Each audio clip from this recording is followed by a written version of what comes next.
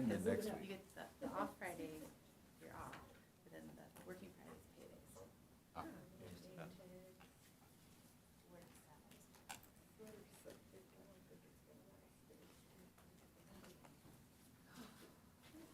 Hey, Dina,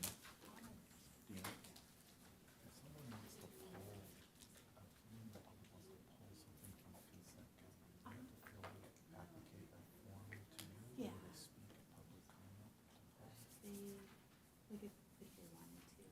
This woman in the white jacket wants to speak to her, whether she wants to pull it or not. Like if she needs a whole staff report. So I don't know if you want to check in with her intentions. Okay. If it's a question, I'm very polite. She's just like. Yeah, I think she's planning to just speak at the public comment section, but if she does that, then it just stays in consent. But are you allowed to speak to something on the agenda on oral communication? No. But she should be able to pull it. Right. So I guess if she can tell you to pull it, then she can speak during it. Yeah. Okay.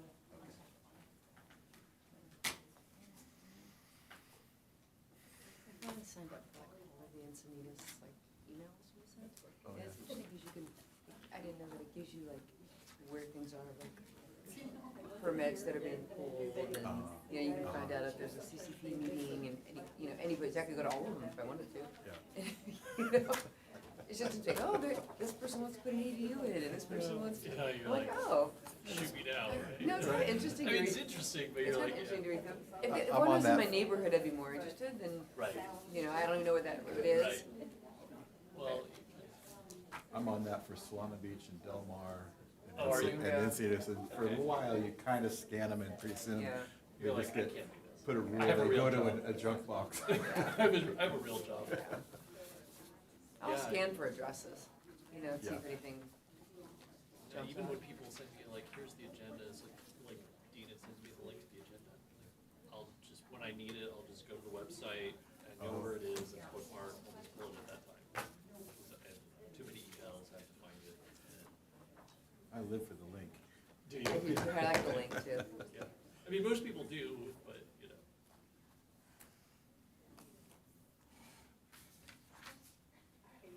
That's the one nice thing about computing. For those of us that can't keep track of anything, you can just like type it in and it's like in right there, there. so find it, Yeah. yeah.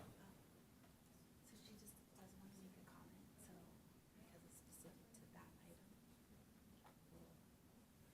She'll pull it, she doesn't need a report Okay. until we have 3 minutes to speak. I guess we'll just approve it. Okay. Yeah, okay. Yeah. She, See if they can turn the lights on. Can you guys, I saw her. can you guys turn the lights on? Yeah. Thank you so much.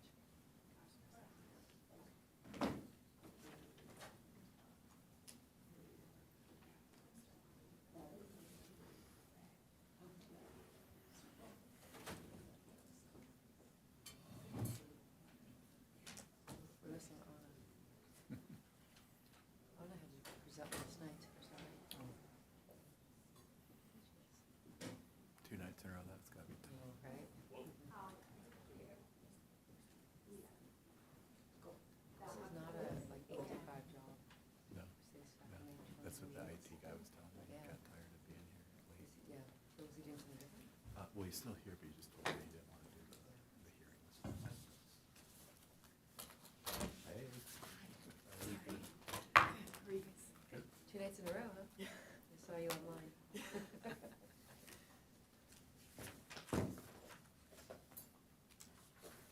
Can you check if Susan is ready? Are you ready, Susan? Are you ready? Is it working? You ready? What is it? Is it working? Yeah. And Bob is out today? Correct. Okay. Dina, are you ready?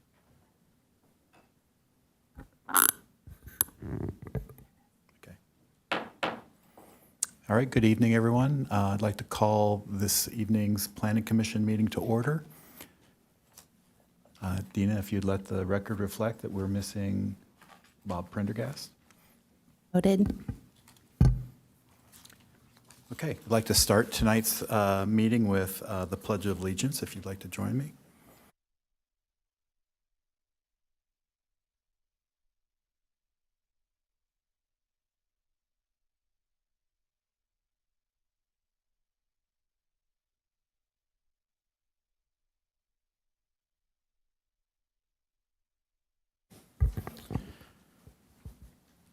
Okay, we start each meeting with oral communications. This would be items that are not on the agenda tonight. And Dina, do we have any speaker slips? We do. We have 3 this evening. Okay, we could call those. First up is Dolores Welty.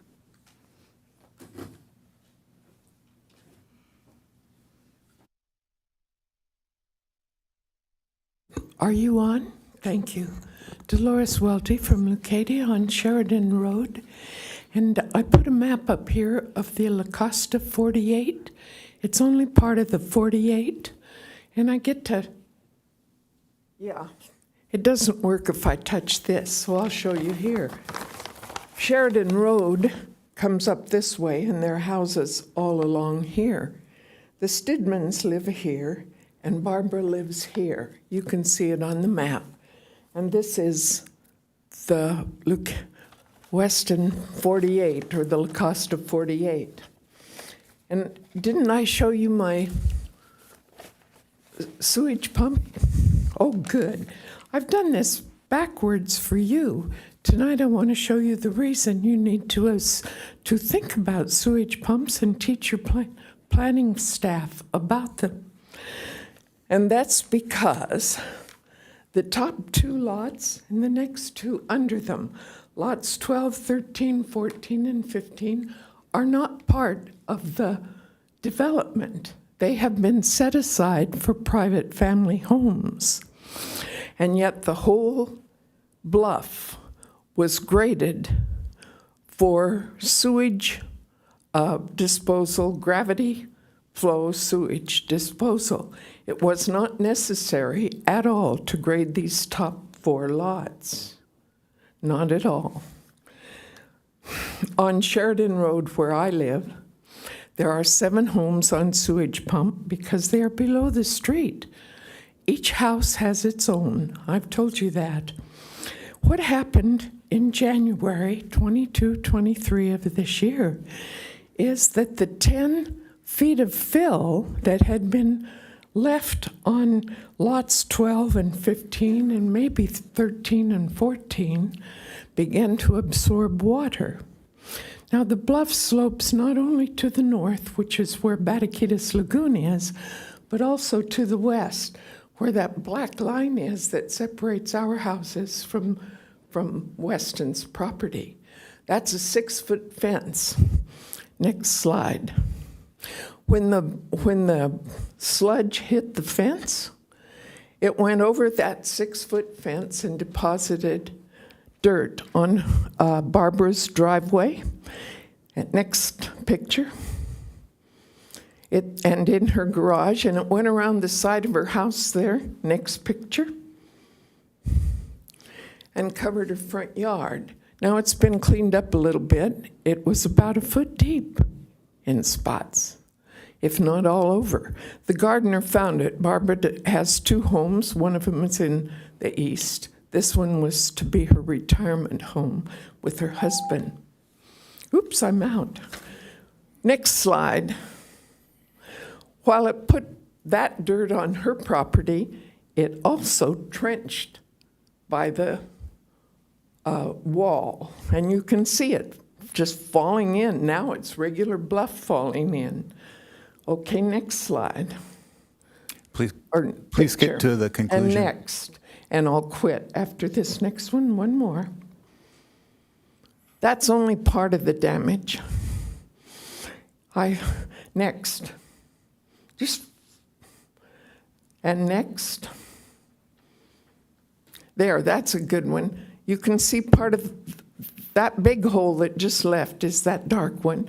You can see the top of the bluff and how it's supposedly protected by tarp. Next. You can mess them up. And there's more protection. I am telling you that. Okay. Those 4 houses could have had sewage pumps. Okay. There didn't need to be that mess. These people can't do anything about their project now until they've cleaned this up. Coastal Commission won't let them. All right, thank you for your comments tonight. Thank you for letting me speak and finish. Mm-hmm. Next is Bonnie Bobsing.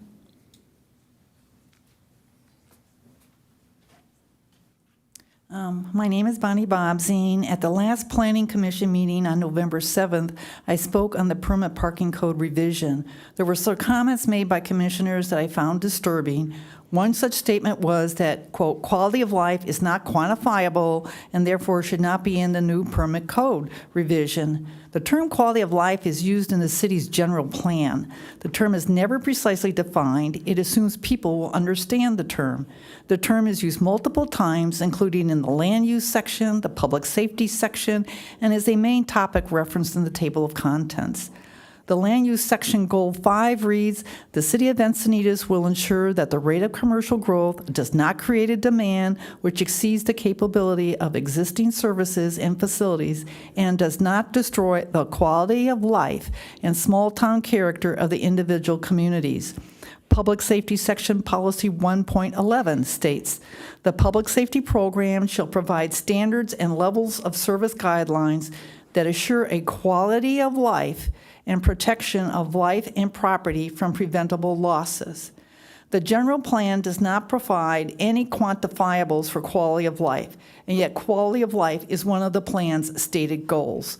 Quality of life is a stated objective in the city's general plan and should be reflected in its municipal codes, including the permit parking code revision.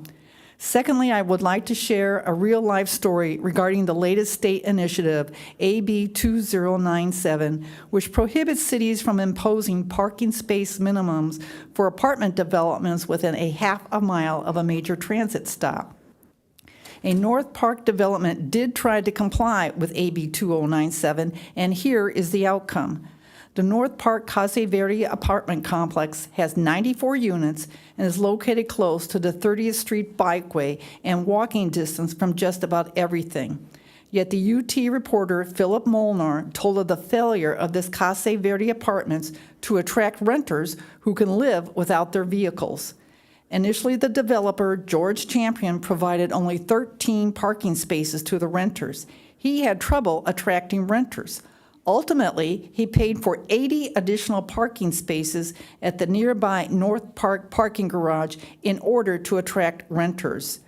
Real estate analyst Nathan Motor said other developers are learning from Champion's false assumptions on the car-free life and are now adding parking back to their projects. Prospective tenants are preferring rentals with sufficient parking. The developers have learned the cost of failing to provide adequate parking for their projects. Please remember this story when you are asked to approve apartment developments with minimal or no parking provided. Thank you.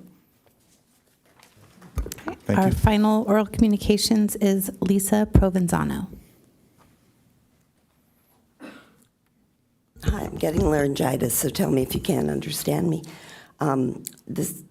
This basically is about when you're planning new projects, because the ones that have started are pretty much a sunk cost now. Of course, Rancho Santa Fe, from the information I got, it was a $1.4 million project that was supposed to be completed in August, and that seemed sensible because San Diego Academy was going to be back in school. The project manager said these delays are very typical due to utility conflicts and supply chain issues. So when you're estimating, when you're planning, if you can factor that in, this is a mess. And just the communication between the community and the local government here, they're mad. And then there's, what else did they, it said? So now it's estimated at the beginning of December, and you could count the beginning of December through the 15th, but we know that's not going to happen. And it said that the fees for the delay, it said it in the Coast News, so that's where I got this information. It's $1,500 a day. So who does the city charge group construction? And then when they do, does that money, what happens if that exceeds the amount? Because it said that they would, reduce or the amount by whatever that comes out to be, but it's going to be a lot. So we'd like to know, where the path of that money, where that goes. And then the mayor said adjustments would be made if issues arise after completion. If things aren't working when it's finished, we're going to definitely make it work. And if that means changing things after the project is completed, we'll take that a lesson learned and not make that mistake again. So what I'm encouraging is the staff is amazing. Someone spent on a Friday afternoon from 4 o'clock till past when she could have gone home, helping me understand some of the things. And I talked to Abe, and basically, I live on Quail Gardens Drive. So we talked about the roundabout. And I talked to the workers and the gardens, and they said, oh, it was supposed to be done a long time ago. And then I thought, well, maybe they thought better of it, and people are asking. And he said, well, we've ordered the materials.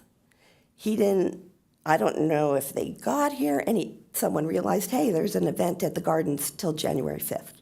So nothing can be done before then. Is that costing us more money? What is it? So just planning. I know it's nicer to say it'll be done in 6 months, but if we'll feel better, we'll feel like you're more honest with us if you can tell us that.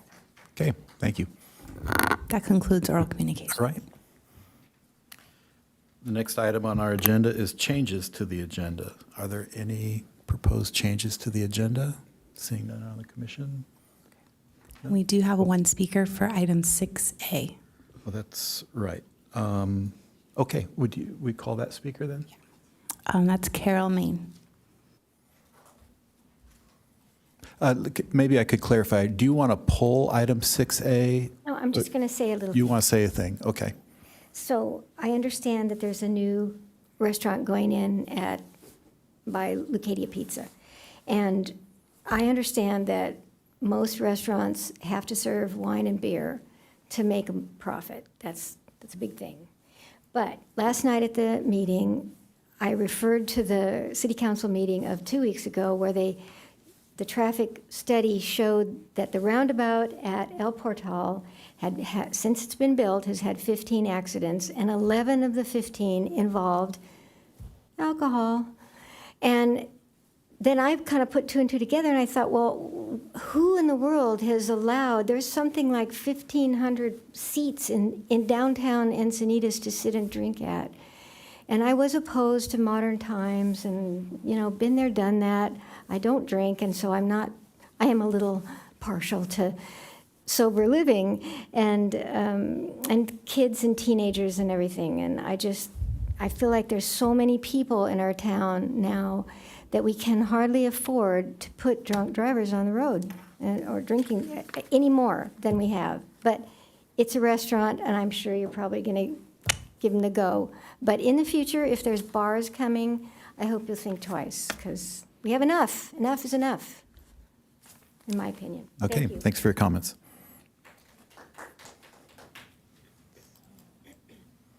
All right, any other reactions? So I'd entertain a motion for the consent calendar. I'll make a motion to approve the consent calendar. I'll second that. Okay, thank you. Call the vote.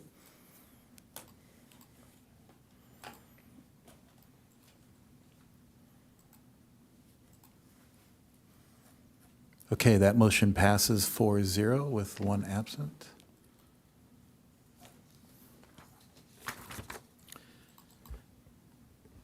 Okay, the next item on our agenda is item 8A. The public hearing to consider recommendations to the City Council on the mobility element, policy number 007022-2004. Can we get a staff report? Yes, thank you. Good evening, Planning Commissioners. I'm Evan Jednak, Senior Mobility Planner, here tonight to present item 8A on the mobility element update. The existing circulation element is part of the city's general plan and guides transportation decision-making. It was adopted in 1989 and has never undergone a comprehensive update. This project is to update the existing circulation element, which will be known as the mobility element moving forward upon adoption. The updated mobility element provides a long-term vision for transportation decision-making and future mobility improvements based on current industry standards, city values, state laws, and updated transportation modeling data. The update consolidates existing policies from various adopted multimodal plans into one cohesive citywide framework. These existing plans include the Active Transportation Plan, Modal Alternatives Plan, Local Roadway Safety Plan, and the Rail Corridor Cross-Connect Plan, etc. Further, the project updates street classification so that the multimodal circulation network responds to present and future needs.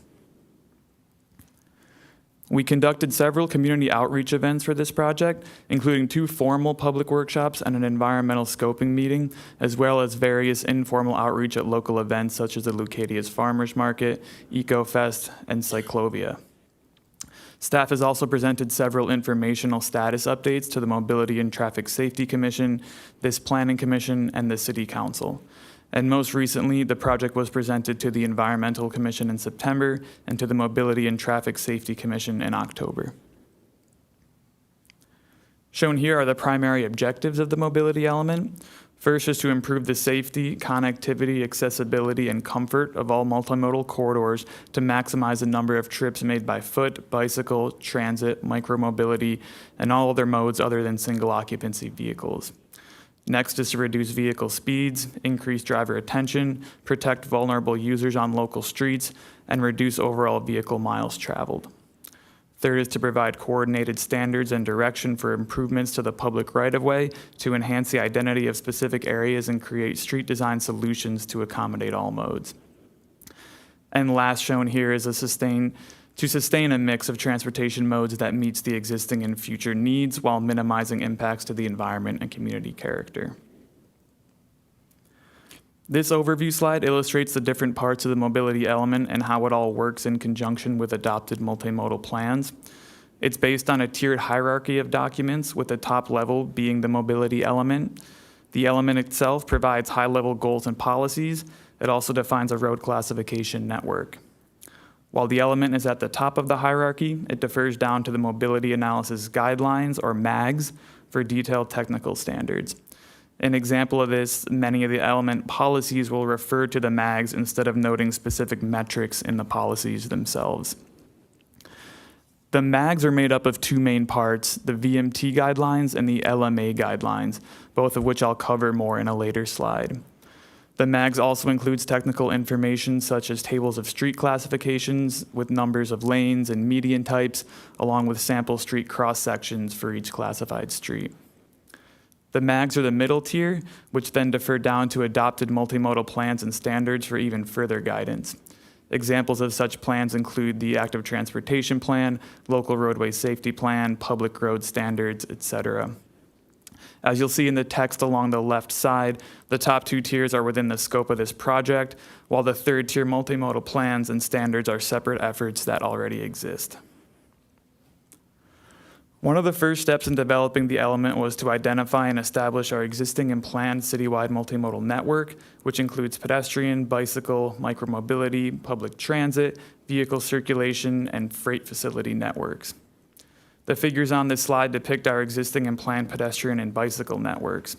The pedestrian network is shown on the left, and it's split into sidewalks and trails, and the bike network on the right is split into the 4 classes of bicycle facilities.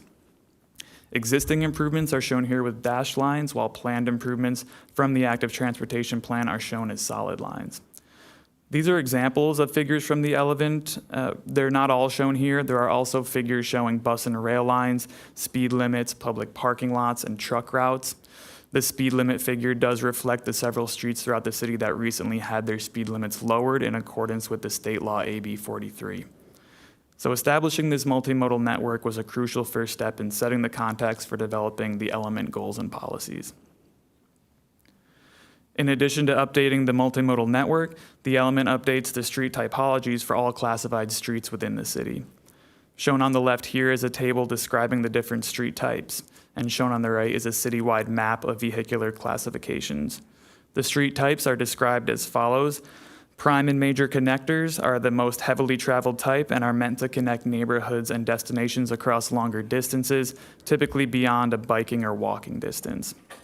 Collectors are the next level down. These provide mobility in, out, and through neighborhoods and destinations. Next are residential neighborways, which provide local access to residential streets, and these are often within walksheds of key destinations like beaches or parks. Below that are unclassified local streets, which are the least heavily traveled and provide direct access to individual residences. At the bottom of this table are special designation corridors, which includes portions of Highway 101 and the El Camino Real corridor, and these areas are subject to specific plans with detailed standards. So it's important to note that the classification of streets was done using the multimodal traffic modeling data that was prepared by our consultant as part of the element update. The results of the traffic model help determine which typology each street was assigned, ensuring that this is a data-driven policy document. Classifying a street makes it more likely for the city to obtain grants to fund construction of multimodal improvements along that street. After the multimodal network and street classification portions were complete, we were able to focus on developing the goals and policies. Shown here is a summary of the element goals. So goals are the highest level of policy guidance, and for each goal, there are several policies to implement the goals. Staff utilized public feedback from the various outreach events, coupled with the multimodal traffic data, consultant expertise, and interdepartmental city review to develop and refine these goal and policy language. The draft goals are shown here and cover the following topics: multimodal system purpose and guiding principles, multimodal options, vehicle miles traveled and mode share, system connectivity, system safety, and environmental and community impacts. And again, each goal has several related policies to support it in the element. Now that I've provided an overview on the mobility element, I'll now provide an overview of the Mobility Analysis Guidelines, or MAGs. The MAGs are the second tier implementation document, circled in red when looking back at this hierarchy chart. The MAGs are comprised of two main parts, the VMT guidelines and the LMA guidelines. So vehicle miles traveled, or VMT guidelines, were adopted by the City Council on November 8th, 2023. This was a state law requirement, and the city had to become compliant as soon as possible, which is why it was approved before the rest of the mobility element.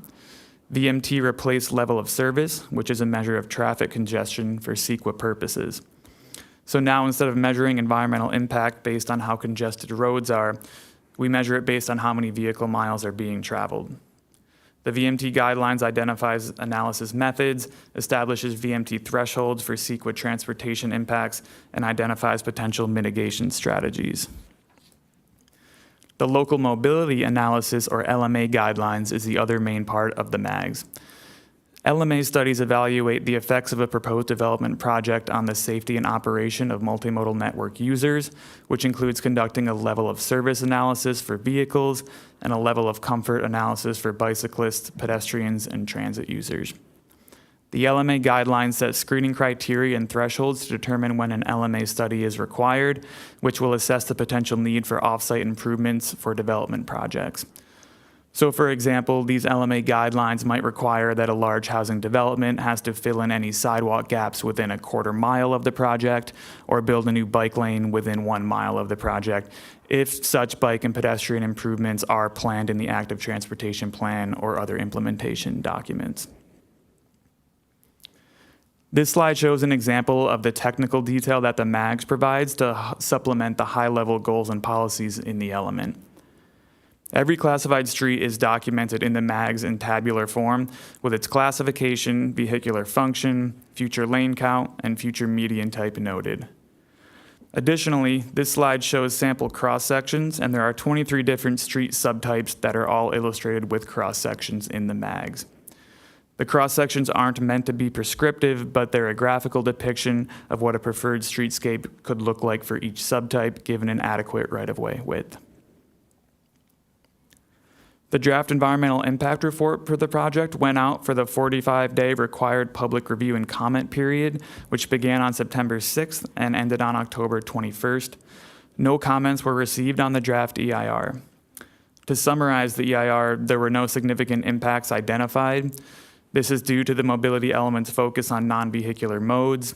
It does not call for expanding any road to accommodate vehicles. All goals and policies encourage alternate modes of travel and a shift away from single occupancy vehicles. As such, no project mitigation measures are required. Shown here is the remaining project schedule. Tonight's presentation is the first bullet, and we are tentatively scheduled for the December 18th City Council hearing for potential adoption. After City Council adopts the mobility element, it will then be submitted to the California Coastal Commission for their review and approval. And staff is recommending one minor revision shown on this slide to remove references to a permanent outdoor dining ordinance on pages 33 and 36 of the mobility element. The city is still in the process of developing a permanent outdoor dining ordinance. It has not been adopted yet. So the text is proposed to be revised to revert to the state law AB 1217, which allows temporary outdoor dining until July 2026 or until the city adopts a local ordinance. And this now concludes the staff presentation. The project team is available for questions. In addition to development services staff, we also have engineering staff and the project consultant here tonight. Thank you, Evan. Are there any questions of staff?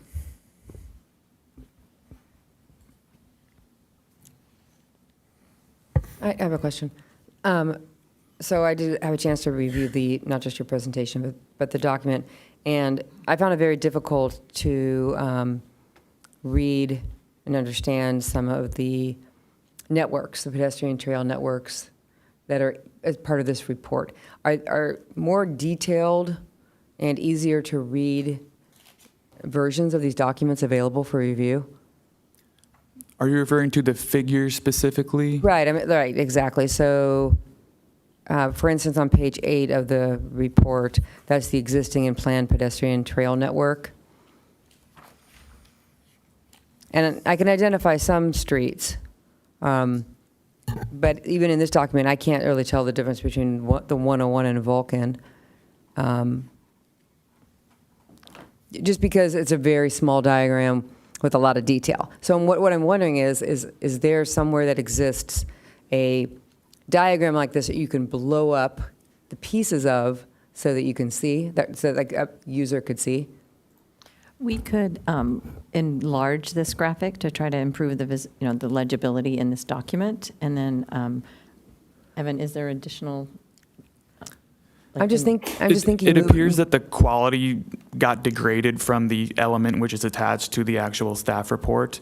So there may be a more clear version in the attachment of the mobility element, but there should be a way to get a more refined, clear version of that figure. Right, and what I'm wondering, what I think would be very helpful, because I was trying to look and to see if I agreed with whether some of these existing trail networks or existing pedestrian networks existed in my personal experience of living in my neighborhood. So I was trying to go to my neighborhood on this document and see if I agreed or disagreed with what this document says the current situation is, and I can't tell. So what I think would be helpful, I got 2 points to this. I think what would be helpful is if moving forward, if this document exists and is supposed to tell people what the existing and planned pedestrian and trail networks are, if there was a digital version of these maps where people could blow up particular portions to see.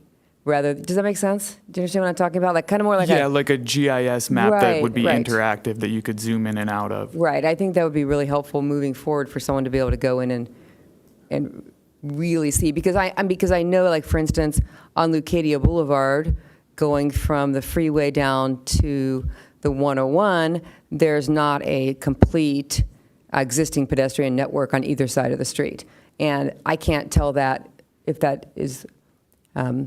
If it shows that here or not. I can barely see Leucadia Boulevard. So that's why I'm wondering, I can't look at this document and see if I even agree that this data is correct, just from what I know exists in my neighborhood, and I don't think anybody else would be able to either. So what I'm wondering is, does this document contain that level of detail, or does it just show the green broken line going all the way down the road? Does that make sense?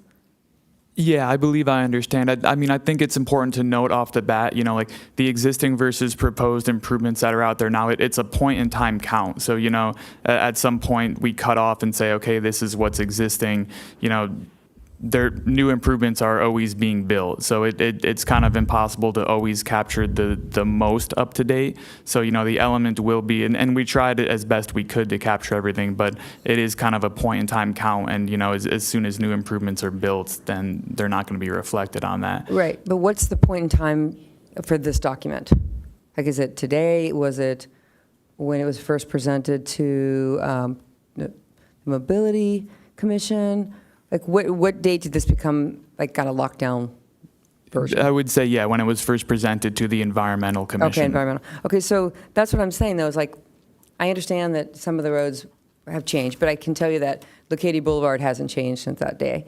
So that's why I'm saying I think it would be good for, like you said, like a GIF or a document that is more of a user-friendly document, so people can go in and they can look to see on that day what did it look like. And I understand things change, but I mean, as I look at this, I can't say that what this says is what the condition was on that particular date.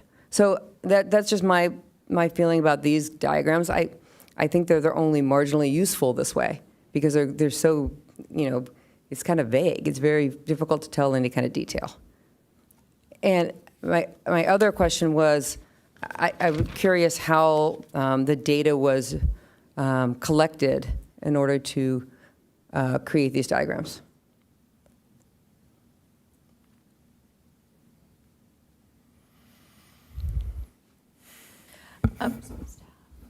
Yeah, we had GIS layers, and then we utilized our existing documents, the Act of Transportation, in consultation with our traffic engineer, and no roadways. It's important to note that no roadways are being expanded, so there's no change in that regard.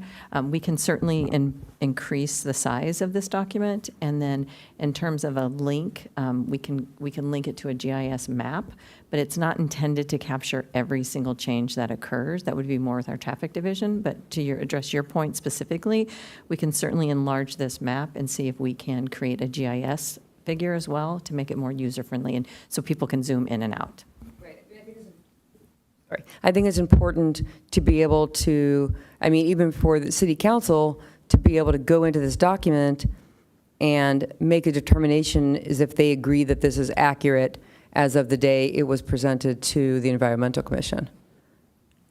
Agree. We want to make sure that the figures are legible, so it's a helpful document. And I'm sorry, but I think that should include, I don't want to, this is really picky detail, but I guess I should include both sides of the street. Or if I'm just going to go back to Leucadia Boulevard because I know that there's portions where there is not pedestrian walkway on any side at particular points.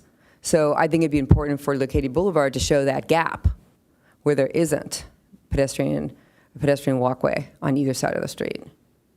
And so, I think it should have that kind of maybe one of the that level of clarifications detail. is, are we trying to document what the existing condition is? Or are we saying this is a planning document leading forward, right? So the intent would be that Leucadia Boulevard should have a certain street classification, and based on that street section, that would show sidewalks on both sides or one side or whatever, or neither side.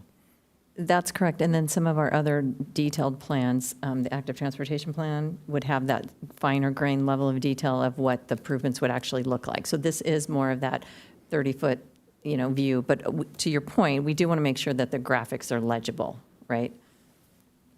Thank you.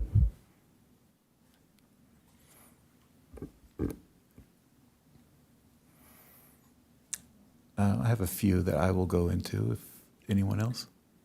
Okay.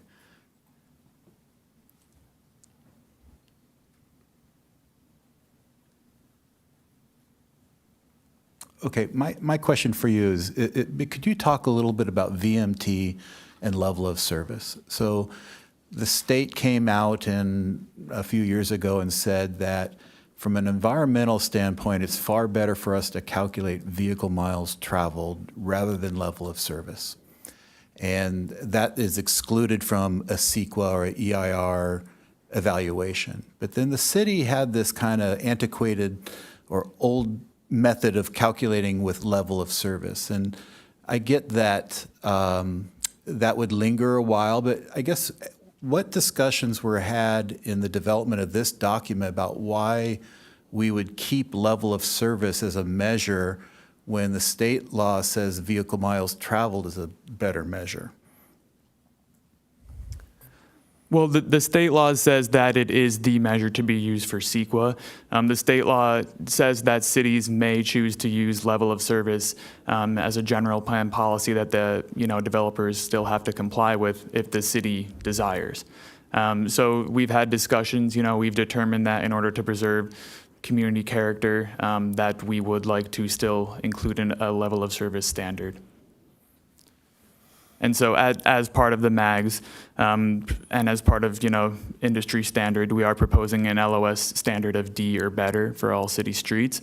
So if you're D and if you're an existing LOSD and a development project is proposing to lower that, then you have to do improvements in order to offset, those impacts to the network. Okay.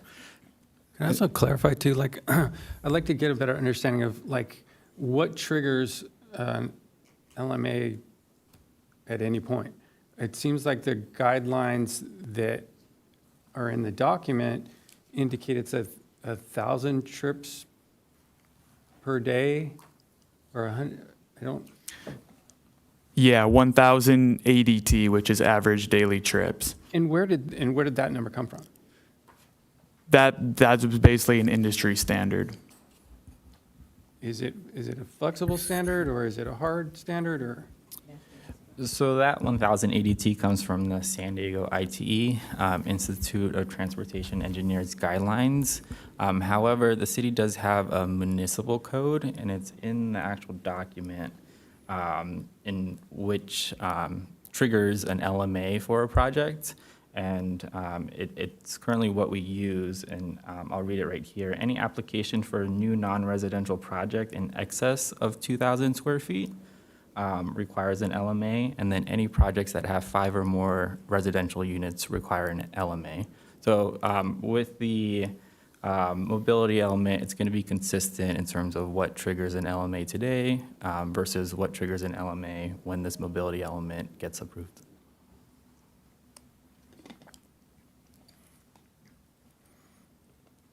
Did that answer your question, Brent? Okay. I'm not trying to harp on VMT versus LOS, but could you just answer as a background, when this went to the mobility group or some of the environmental group, were those discussions had with them about the use of VMT versus LOS? Where was that decision? I understand your answer previously why a city may choose one or the other, but were those discussions had at the previous committees that have reviewed this document? Those committees didn't raise those specific questions, no. Okay. On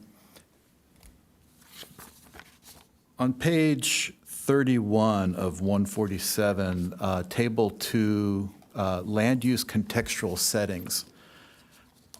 I was encouraged to see this table because I think it's important to understand kind of the different context within our cities, or within our city, kind of the urban village described as kind of the coastal zone along 101, suburban and rural.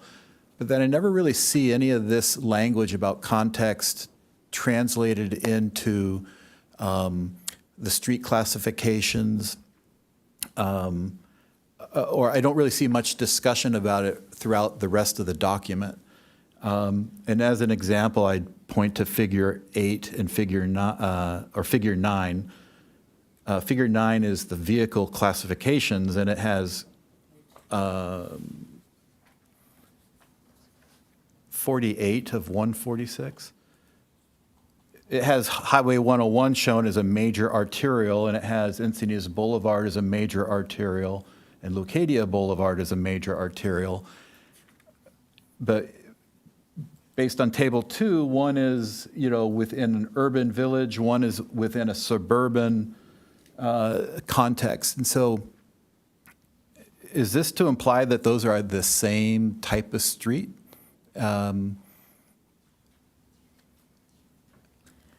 I think it's just that in some instances, these major streets, they traverse different land use contexts. Yeah. I think what I'm looking for is, okay, thank you for that answer. If we compare figure 8, which is on page 46, which is labeled street typologies, okay, it seems very specific that there is a El Camino Real suburban corridor and there is a Coast Highway 101 urban village corridor. I'm a little confused about the difference between figure 8, which is talking about street typologies, which seems very specific in a good way. And then when figure 9 comes along a few pages later, everything is kind of simplified back to just really basic arterial collector such and such. So are those two diagrams in conflict with each other, or what's the purpose of them? I think I can speak to that. So if you look at table 8, which is in between these two figures, so there's a column for street type and vehicular function. And so the street type is more specific. It breaks it down into its function and then also its context. So you'll see there's suburban collector, urban village collector, and rural collector. So that's what figure 8 is showing, is the more, the street types, which include the function and the context combined. So table 9 shows just the vehicular function. So it's a broader table, and there won't be as many categories. So the vehicular function is, prime or major arterial, collector, or local. And there's different levels of local. So one is a more granular version of the map. Mm-hmm. Okay. Figure 8 being more detailed than figure 9, but they are showing, they're not in conflict. They're basically showing what's in tabular form on table 8 in two different ways. And I would say that the street type column is shown in figure 8 and the vehicular function column is shown in figure 9. And then Evan, just to clarify, so the figure 8 is kind of putting in that more multimodal definition in there. Would that be a fair statement to say? Well, it's putting the context in there. So the rural, the urban village, or the suburban, it's adding the context in there, which has a lot to do with, the multimodal improvements that might be appropriate for that street segment. It seems like this is just kind of nitpicky, but it might make more sense, to Steve's point, if the diagram that is now 9 was before the diagram that's 8. So you have the broader picture, then going to the more specific, just as a reader. I think maybe it would have made more sense. Maybe. I guess I'm maybe thinking, my lucky stars, I'm not a traffic engineer right now, that I would have to go understand all this, that level of detail. But I did find it somewhat confusing, the number of prime collectors, major collectors, arterials. I don't think I want to wordsmith the exact order of the document, but other than it caused me to pause a little bit and try to understand that better.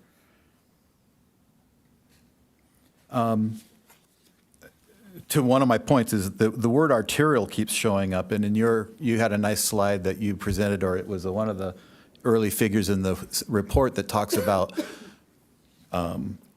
prime and major streets, but never mentions arterial street. But then later in some of the diagrams, arterial streets start showing up. So should there be a definition of an arterial street? So arterial streets are referred to in this document as connectors. They're different nomenclature for the same thing, basically. Arterial was kind of a traditional term for it, and we're now calling it connector to mean, that most heavily traveled.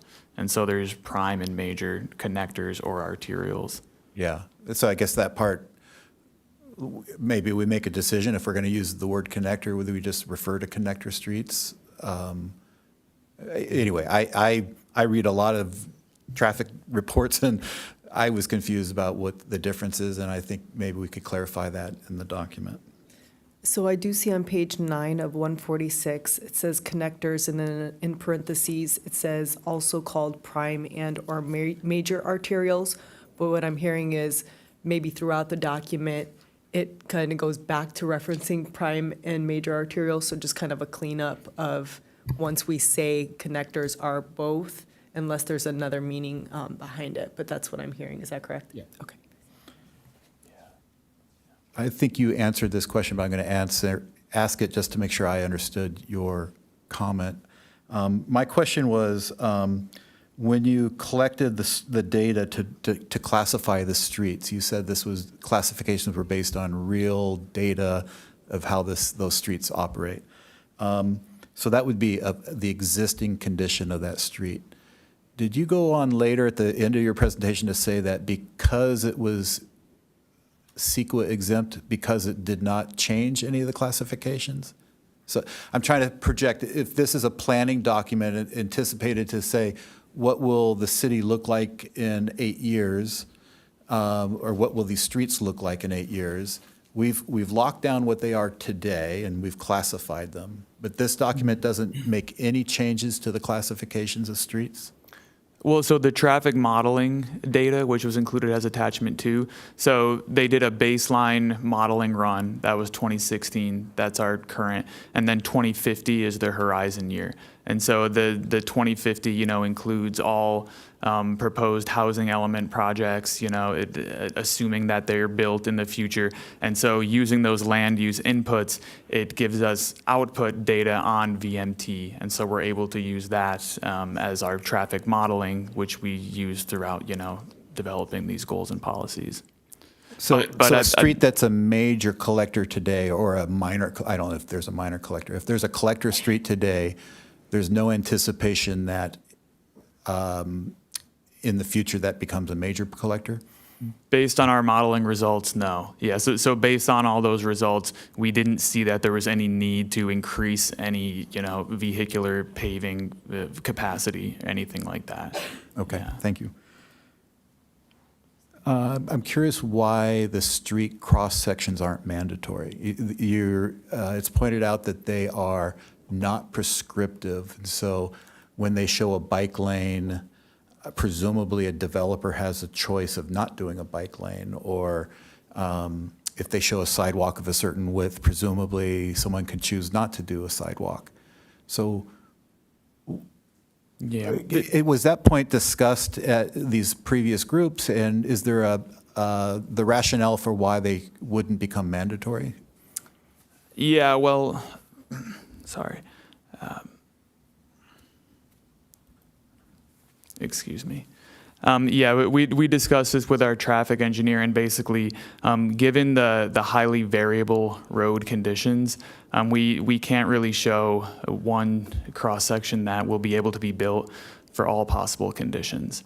So they're meant to be kind of aspirational. If you have that right-of-way width available, then this is, kind of the best-case scenario of what you could build. Mm-hmm.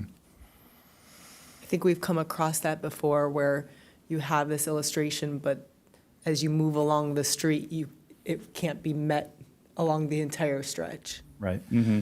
So, And I was going to add to that. So after this mobility element is adopted, the engineering department plans on undertaking a public road standards update. And so that'll look at all of the classified streets, and for each of them, try to dial down an ultimate right-of-way width and, all of the improvements on each street. So that's a much more involved process, obviously. But those street cross-sections are meant to be kind of a baseline to work off of for the engineering department in that effort. out of curiosity, who's likely to use those street cross-sections? Is that a reference that the city engineer uses, or is that a reference that a private developer would be expected to use? Both of them would reference it. As they are now, as aspirational cross sections, we can have the city engineer show them to developers and encourage as such. But until they become kind of more formal in the public road standards, that would be when the city engineer can really use them as a tool for requiring improvements. So this document is making them aspirational, but that public roads document that is to come can start to lock them down as required? That would be the intent. Okay. Yes. Well, and just to clarify, because it is multimodal, there are requirements that we, if a project is required to do an LMA, if there are missing segments, that we are able to require them to do those kind of multimodal improvements. And some of those, the reason they can't be prescriptive is because the same road, as could have very different standards along the road, but the intent is to get those improvements, which is why it's so focused on multimodal and filling in any gaps. Right. Okay, and I think, I hate to say final, but my next question is, as I look at these street diagrams, I'm looking at one that is called the Urban Village Collector, which I presume would be it's the Coast 101 Urban Village Corridor.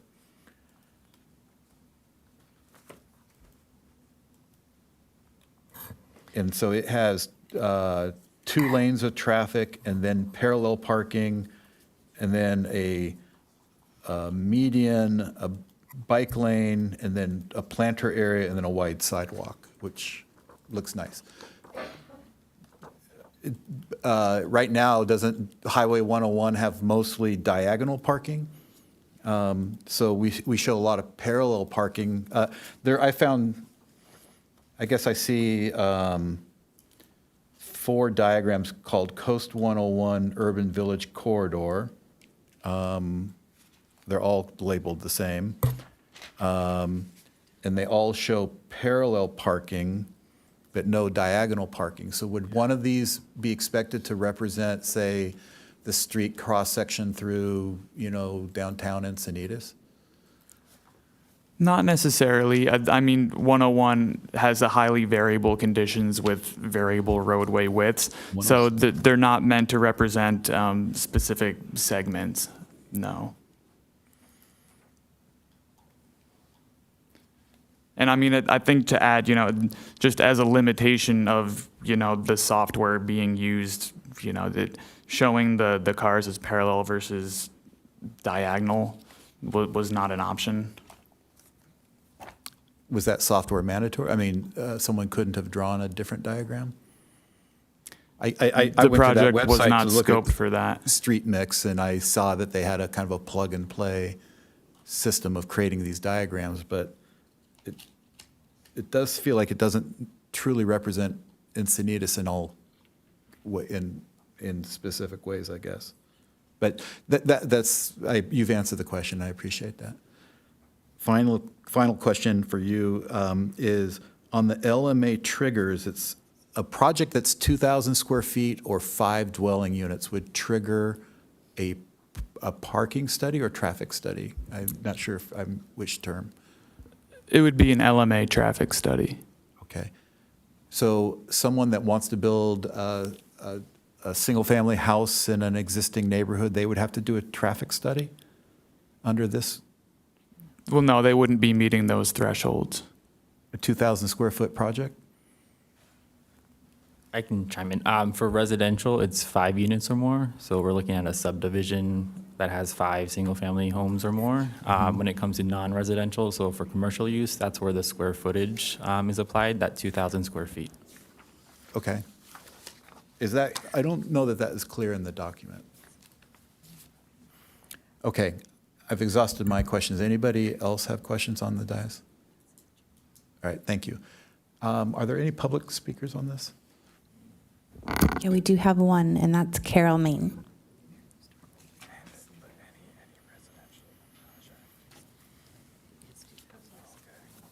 I am Carol Main. I live in Lucadia on Sanford Street, lived there in the same little house for 53 years, and I have certainly noted all the traffic, all the population growth, all the bicycles, all the e-bikes, all the slowed down roads, all the humps in the road and everything, and I know it's a part of growth, and, you know, I can complain about it or accept it, and slowly I'm accepting it.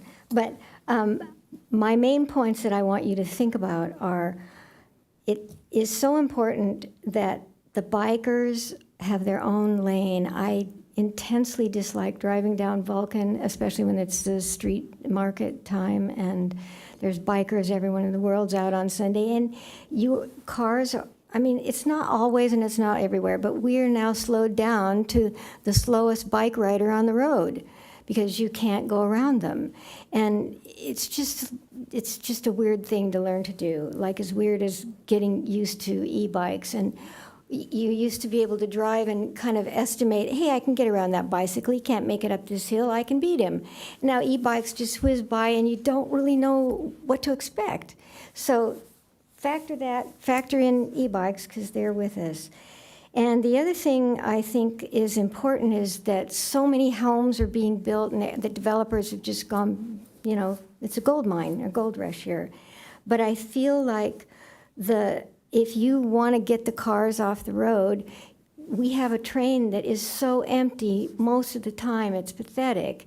I've been to Europe almost 10 times, and the trains work fantastic. They were planned way back when.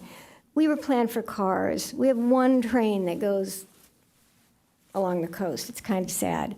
But if we had more parking structures and more shuttles to get people to use the train, maybe they would take it.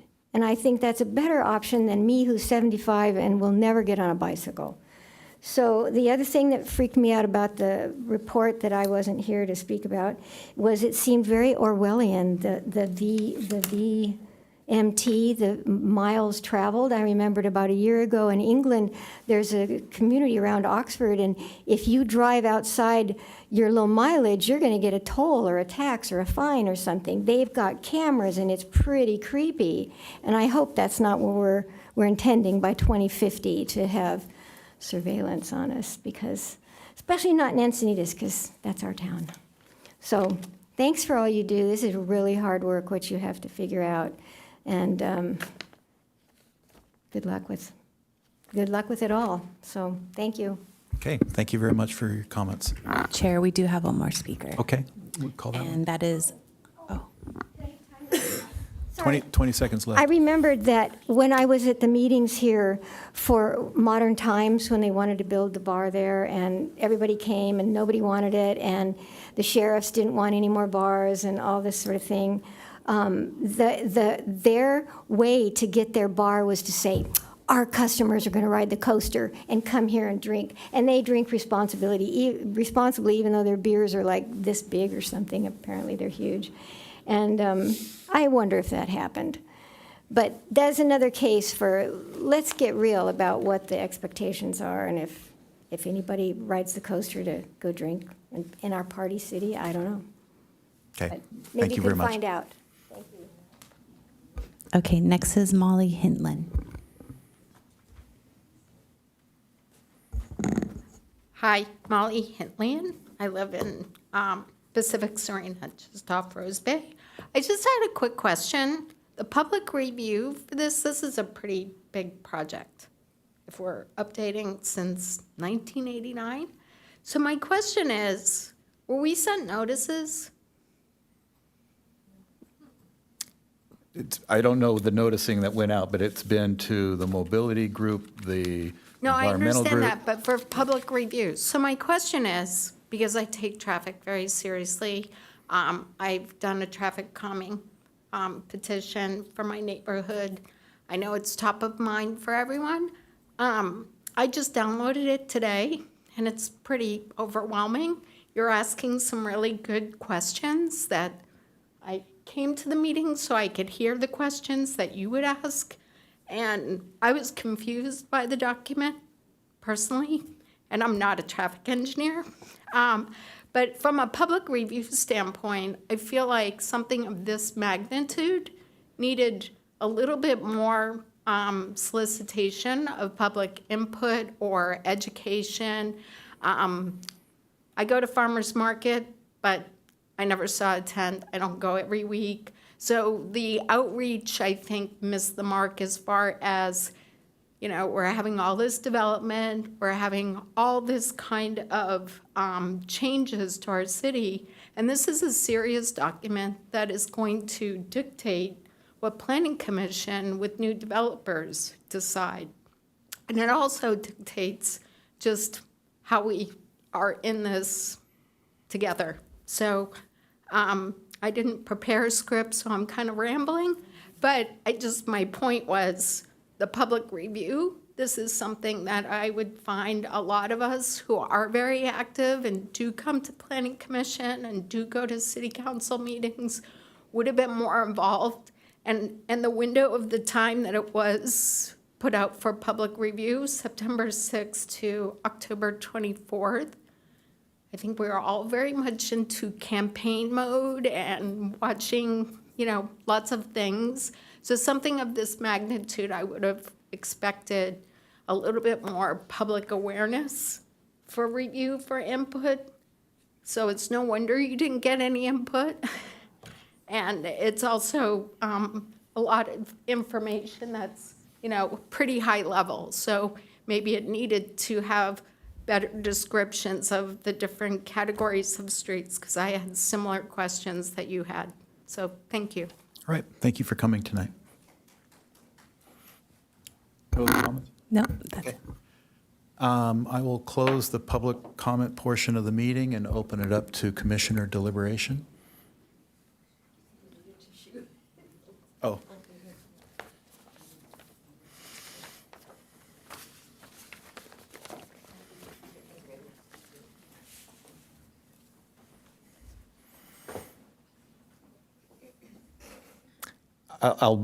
I'll start it. Just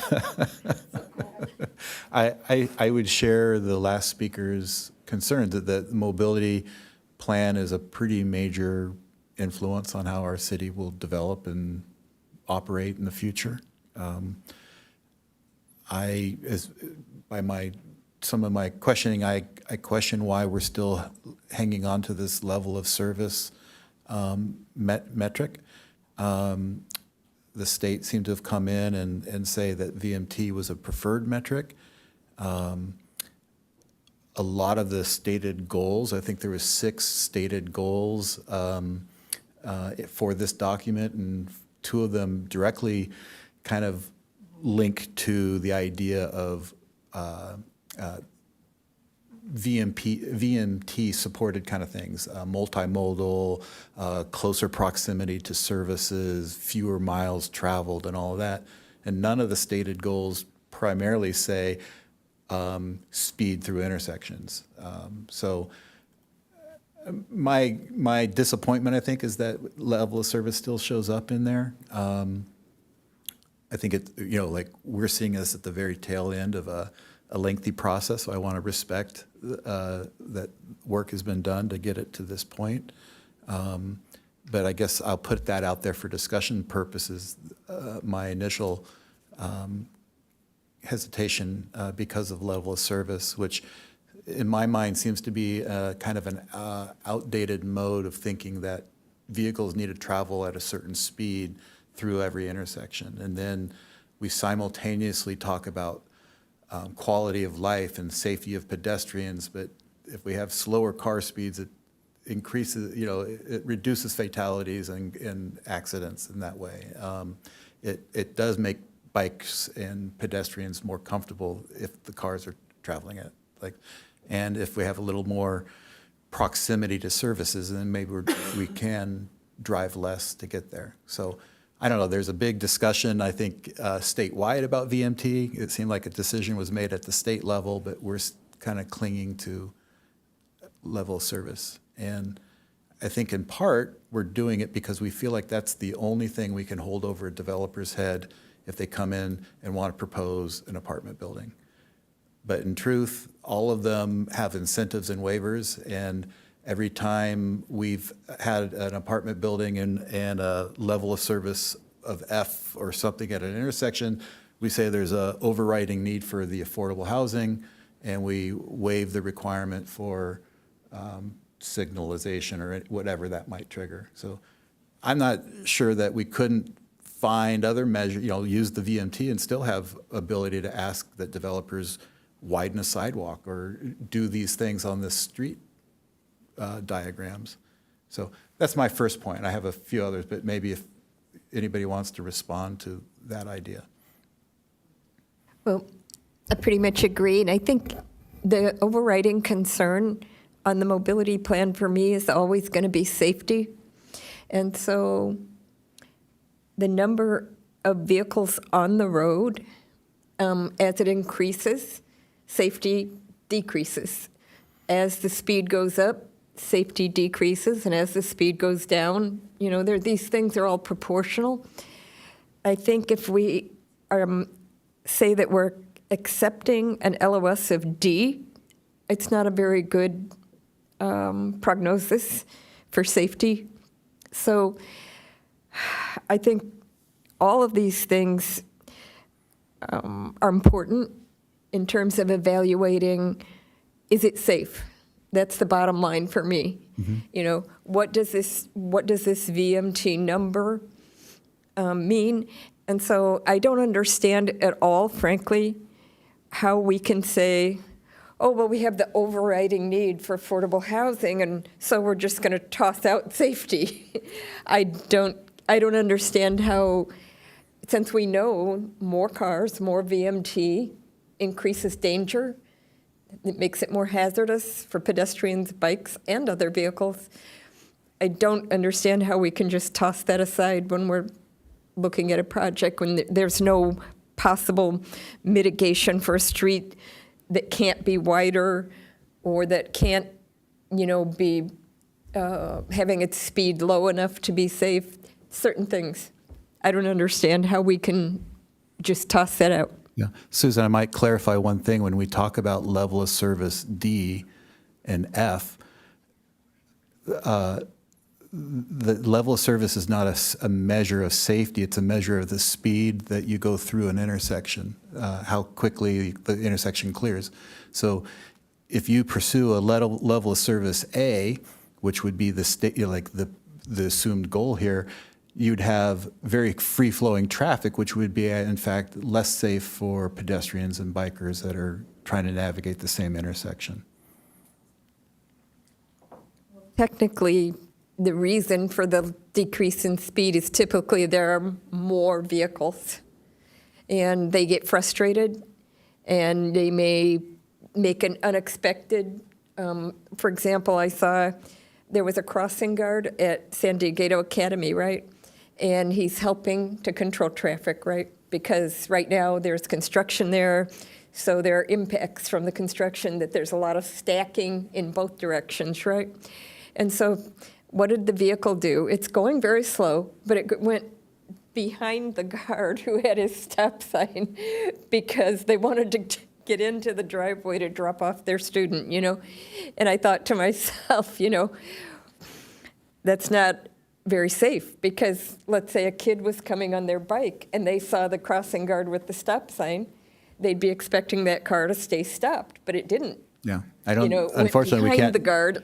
we can't regulate for good driving in our document here. So I'm not so sure that it's about free-flowing traffic being safer. I'm not so sure if it is or isn't safer. Certainly, I just it's think higher more speed. cars in general is less safe. Okay. More speed is less safe, but only up to a point, because when you have gridlock conditions, people get frustrated, and their driving behavior may not be the best. Okay. Brent, any thoughts on that topic? Certainly, I mean, the pedestrian traffic is of utmost, importance. Speed of cars and vehicles.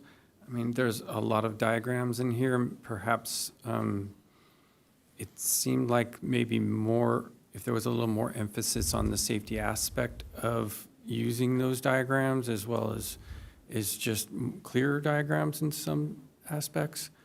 I agreed with the comments that some of them didn't outline what it actually looks like here, as opposed to what a generic street might look like. And I thought there could be perhaps maybe some more clear evidence there of how it's useful here for our community. Okay, Chris? I'll go back to the VMT versus LOS.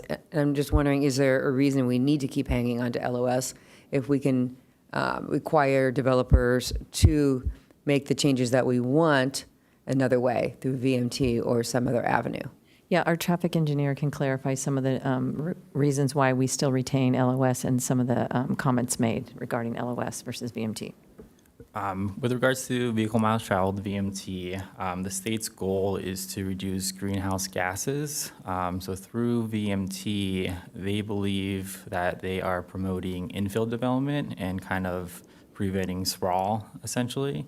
So with regards to VMT, what the state doesn't, prefer is, development, for example, in San Diego County out east, where they aren't close to goods and services. So we know that those people are traveling, 30 miles, 40 miles a day to get to work, to get to schools, things of that nature.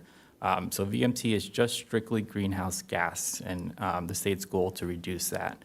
When it comes to mitigation measures to reduce one's VMT, they're more kind of planning mitigation measures. So within the city's adopted guidelines, a mitigation measure for a commercial project to reduce one's VMT is to provide your employees with transit passes. They would get a VMT reduction credit if they were to do that with the project. When it comes to level of service, that is strictly delay and congestion. So when we're talking about level of service along a roadway segment, that's when congestion comes into play. So we don't want to have more vehicles than what the roadway has capacity for. And then when it comes to level of service at an intersection, that relates to delay in seconds. So when we're talking about level of service E or F at an intersection, we're talking about a driver having to sit through multiple cycles. And where the LMA process comes into play with these development projects, if we're looking at a project that is contributing to a level of service E or F, that's where we get these traffic improvements that we're able to condition these projects. These type of traffic improvements can be, adding an additional left turn lane to an intersection to increase capacity and then lower that delay at the intersection. So kind of the typical infrastructure improvements, that's where level of service comes into play. We don't condition those type of improvements when it comes to reducing VMT. Okay, I have a question related to that then. So you mentioned that if a project reduces the LOS from a D to an F, you could maybe get the extra turn lane, but can you mitigate to a bike lane, or can you mitigate to completing a sidewalk or putting in a sidewalk? What enables you to do that? So that's where our active transportation plan comes into play. So we have different classifications of bike facilities that's listed within that ATP document. So when a development project comes in, we refer to that document to see what type of facility is proposed for that street. And if it's feasible, we'll require the development project to install that type of bike lane facility. Okay. So you feel that the LOS is needed in here in order to require developers to put in the additional infrastructure for vehicles? Correct. And that'd be vehicles only? Correct. Okay. I think we might not be done with VMT, but my other issue with this is the street sections seem overly generic, or I'm not sure I agree with, I don't know. I have a hard time connecting them to specific places within our city. And I get that these might be aspirational, that maybe future documents will come in and fine tune the detail maybe.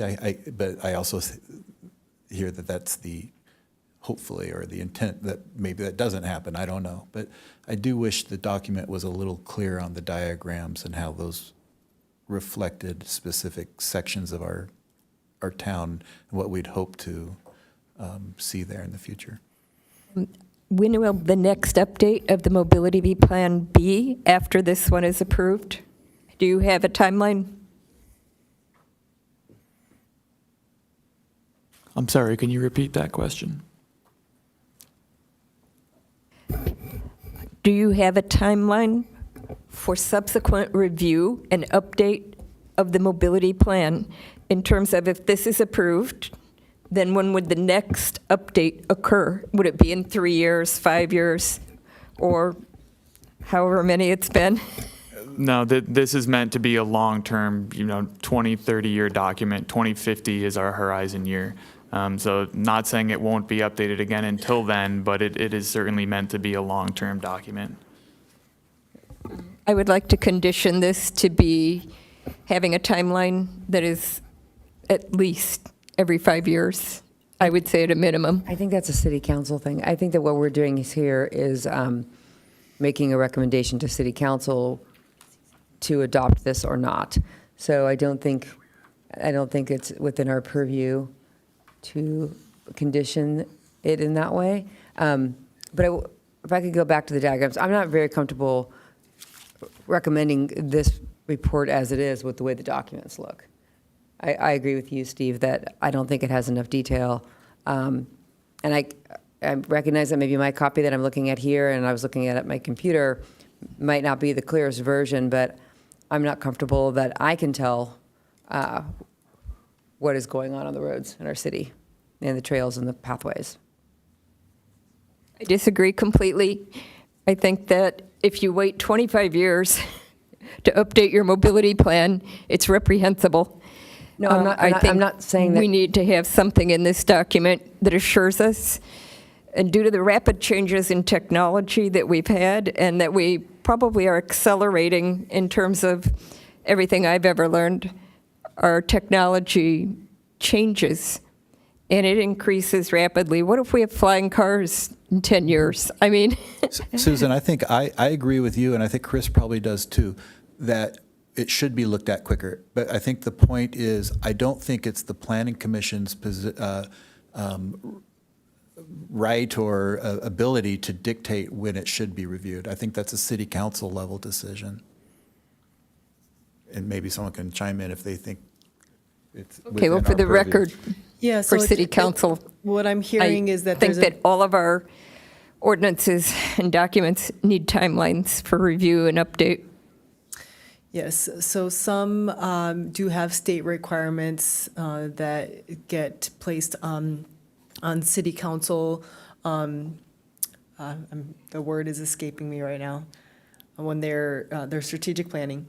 And what I'm hearing from the commission is that there's a desire to put a timeline, and so that recommendation be put into the staff report to city council.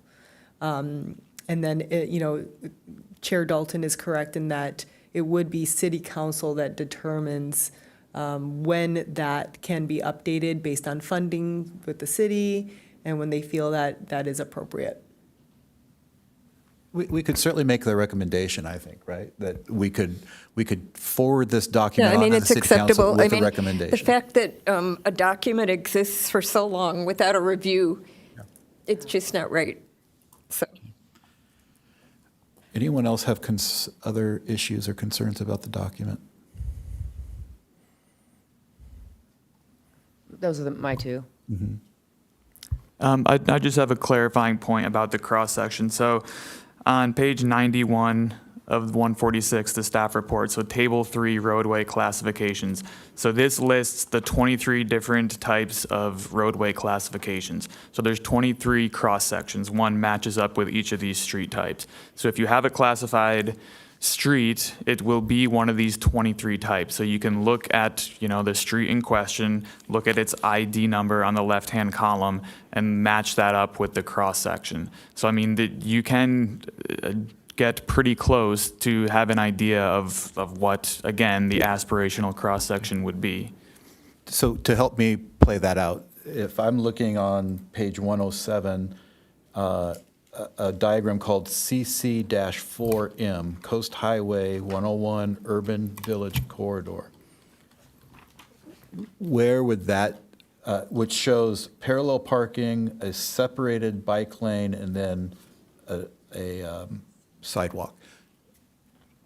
Can you help me understand, where is that intended to go? I see 4 lanes with no median, or, so is it on page 96 where I would look and say South Coast Highway, they all seem to reference a collector, 4-lane collector, though one section looks like it's a major arterial. So you would refer to those figures that we discussed earlier, figure 8 and 9. So those will give you the street classification, and then, you know, cross-referencing that with the specific street and the lane count and the median type. So you'd use a mixture of the figures 8 and 9, cross-reference with table 4, the classified street network, because that has every classified street listed. And so from there, you would pull out, you know, which classification it matches up with. I'm not sure if I'm in figure 4, or I'm on page 96, and it lists Highway 101, Encinitas Boulevard to D Street. Its classification is a Coast 101 Urban Village Corridor, and vehicular function is a collector 4 lanes median. So Okay. is that give me enough information to find this section, or do I have to go back to figure 9 and 8? Yeah, that would give you enough information. You know, you would go to then page 107 and 108. Those are the sections with the Coast 101 Urban Village Corridor, and each of them have a different lane count and median mix. So depending on whichever segment you're looking at, you know, you'd match up with Right. the lane and median type. Is that the CC4L then, or is it the I think it's the CC3M? The L would mean that it has a 2-way left-hand turn lane. The M would mean that it has a median.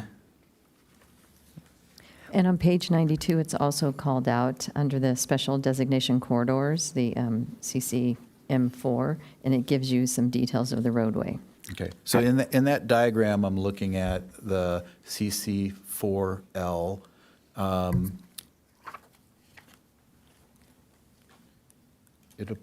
sorry, so it applies from Encinitas Boulevard to D Street. But in that same section now, isn't there diagonal parking? And so is the goal to redo the streetscape that we've done in downtown?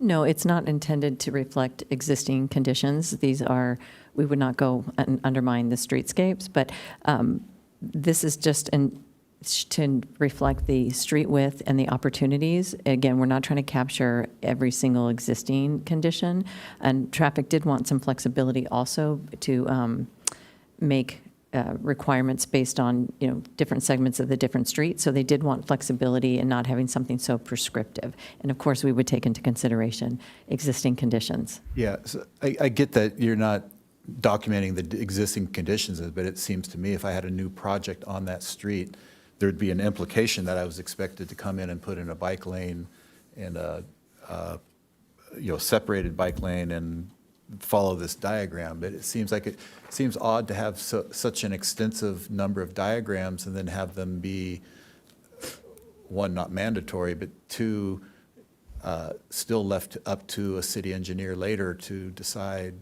whether to implement them or not.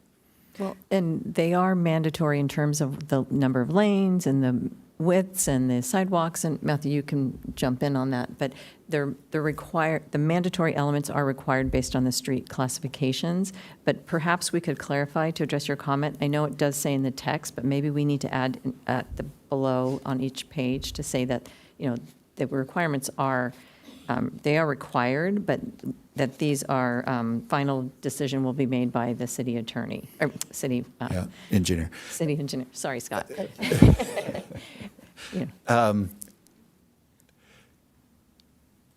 So that's actually a slightly different understanding, I guess, is what you just described. You're saying that some elements of this street section are mandatory, the 4 lanes, the median or the left turn. But everything else, the sidewalk, the planter, the bike lane are all optional or aspirational. So we could have a condition where we've stated in this plan that we want a multimodal road with all of these pedestrian and bike-friendly amenities, but in the end, a traffic engineer could decide that pursuing a level of service just means that they need traffic lanes and nothing else next to it.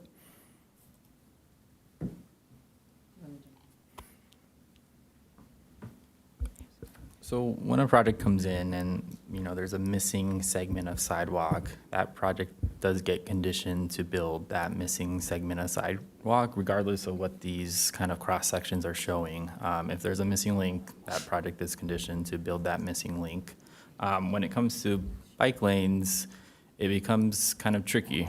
So for example, on El Camino Real, the ATP calls out for a protected facility along there. So when a project comes in, essentially staff wouldn't require them to build a protective facility along that 200, frontage segment of El Camino Real and then have the rest not protected. So what we're looking at is right-of-way dedication. So when these projects come in, we want to make sure that they are dedicating sufficient right-of-way so that in the future, the city can put in that protected facility per the ATP. Okay, thank you. Is that somewhere on the diagrams? Again, I'm looking at that CC4L. Does it? And it's very small print, so I apologize. But does it tell me in there? I guess it does. It's a 125-foot right-of-way. So if your property was along this street and the distance to the center line was less than half of 125, you would be asked to dedicate to make up the remainder. So staff would refer to the public road standards, which are adopted by the city council. Those have the official right-of-way dedications. So it wouldn't be this document per se that staff would refer to. Presuming that document you're referring to, though, is being informed by this aspirational diagram that we're going to give them, right? We're saying we'd like to see a 125-foot right-of-way with 8-foot sidewalk and a 4-foot planter and a 8-foot bike lane. Yes, that is correct. As I mentioned earlier, so once this element is adopted, the engineering department will undertake an effort to update the public road standards in which they will identify an ultimate right-of-way for each classified street. And so if I may, sorry, I'm looking at it as, again, a general plan element is goals, policies, guides, and then we have the more implementing documents. So there's the overarching desire of what we'd like the city to look like, but then we have the implementing documents like the MAGs, the public road standards, and things like that. Is that correct? Yes. Okay, and I appreciate the clarification, because I think I'm probably diving into a level of detail that's not intended for this document, though maybe I'm led there because I see all these dimensions given in the diagram that says it's going to be a 4-foot planter and an 8-foot sidewalk. Yeah, and again, those were just meant to be like what could occur within that right-of-way width. Okay. So I'm going to talk about these cross sections too, because as I'm looking at this, just looking at North Coast Highway 101 and then South Coast Highway 101, North Coast Highway 101 only has 2 cross sections, which is La Costa Avenue and Lucadia Boulevard. And it says that at La Costa it's 3 lanes and at Lucadia Boulevard it's 4, but there aren't any other cross sections for that entire length of that road between La Costa Avenue and Lucadia Boulevard, where I know it's 2 lanes. So I'm wondering, and the same thing if you go to South Coast Highway, there are portions between Encinitas Boulevard and D Street where it is not 4 lanes, it's 2 lanes. So I'm wondering if there need to be additional cross sections in here to represent Coast Highway 101 as it is now, especially with the streetscape project going in. I don't think this accurately reflects North Coast Highway 101.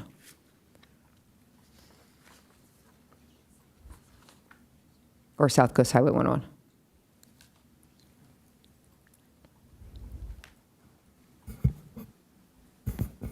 I would, again, that we're not reflecting existing conditions. It's intended to show what could be built in within the right-of-way, but I'm going to defer to our traffic engineer. Okay, that's fine. It's just curious that it has this because we've just spent, or are spending all this money to not make the Coast Highway 101 a 4-lane road. So it sort of seems to be, in direct contrast to what have been the city's goals.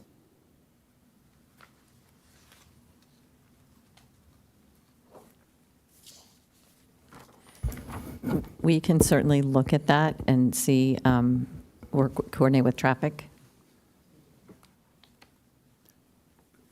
You're pointing out, I guess, I'm sorry not to repeat everything, but for the Highway 101 through Leucadia, it's calling that it should be a 4-lane or a 3-lane collector. Correct. And we're just paying to make it a 1-way or 2-lane, whatever. Yes. now. And that's same with South Coast Highway from Leucadia Boulevard to Encinitas Boulevard.